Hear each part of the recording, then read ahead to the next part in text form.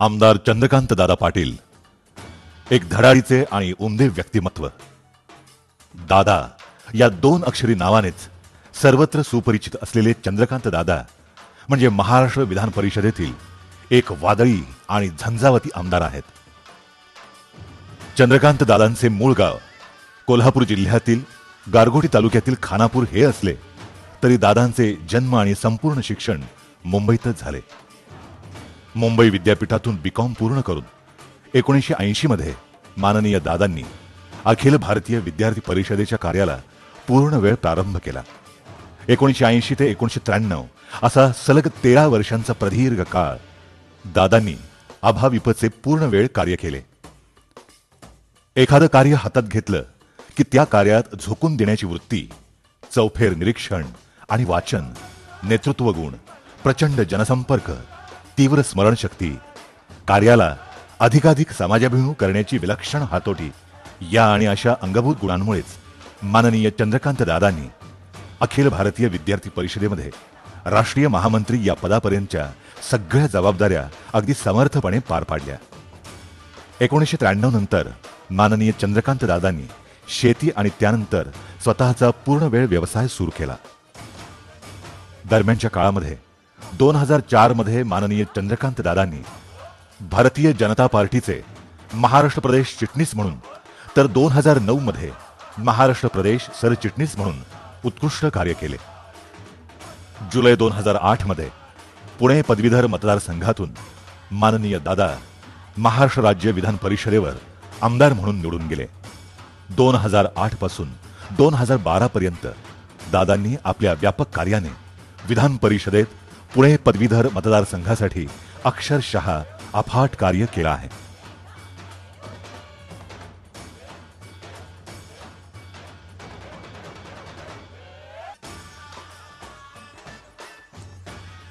पहिल्याच अधिवेशनात अनेक प्रश्नांवर आवाज उठवला।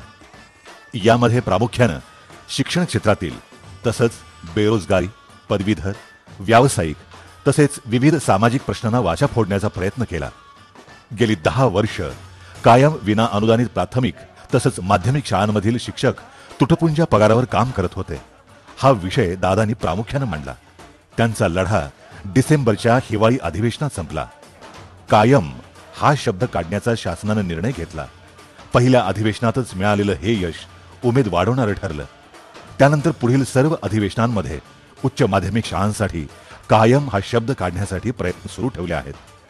2003 पासून शासनाने वेतनेतर अनुदान बंद केलं आहे।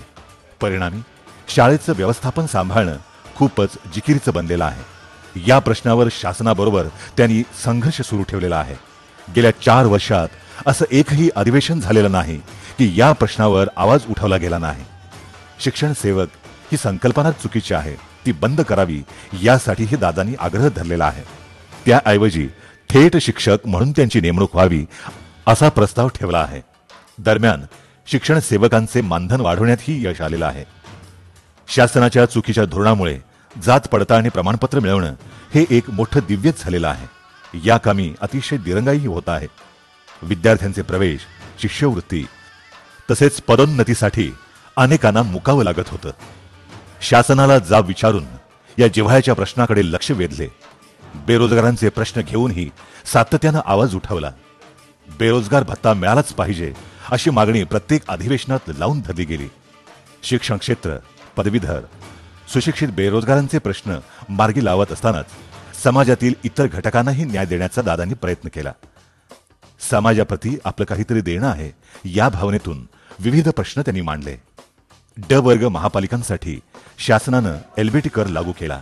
याविषयी शासनाशी संघर्ष, तर कोल्हापुरात 220 कोटींच्या रस्ते प्रकल्पातील त्रुटी दूर करून कोल्हापूरच्या जनतेवर अन्यायी टोल लागू नये यासाठीचं जनआंदोलन, जिल्हा मध्यवर्ती बँकेतील भ्रष्टाचार उघड करतानाच दोषींवर कठोर कारवाई झालीच पाहिजे यासाठीचा आग्रह, तसंच पंचगंगा प्रदूषण मुक्तीसाठी 75 कोटी रुपयांचा निधी मंजूर करून आणण्यात त्यांनी सहभाग नोंदवला।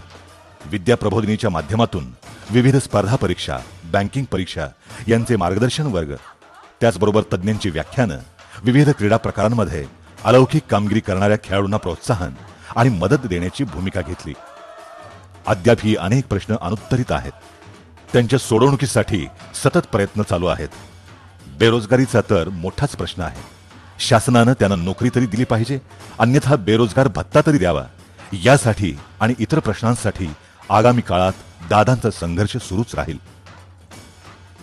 हे करत असतानाच केंद्रीय नागरी सेवेत मराठी मुलांचे प्रमाण वाढावे या हेतून राज्य शासनानं प्रशासकीय व्यवसाय प्रशिक्षण संस्था स्थापन केली. पण या संस्थेच्या गैरकारभारामुळे मराठी मुलांना योग्य प्रशिक्षण मिळत नसल्याच्या कळीच्या मुद्द्याकडेही दादांनी लक्ष वेधलेलं आहे. राज्य शासनाच्या मुंबईतील सेंट जॉर्जेस हॉस्पिटलमधील रक्तपेढीत 2009 मध्ये रक्त पुरवठ्याअभावी निर्माण झालेली परिस्थिती राज्यात कुठेही उद्भवू नये म्हणून शासनानं रक्ताचा पुरवठा करण्यासाठी आवश्यक उपाययोजना कराव्यात याकडेही त्यांनी लक्ष वेधलेलं आहे.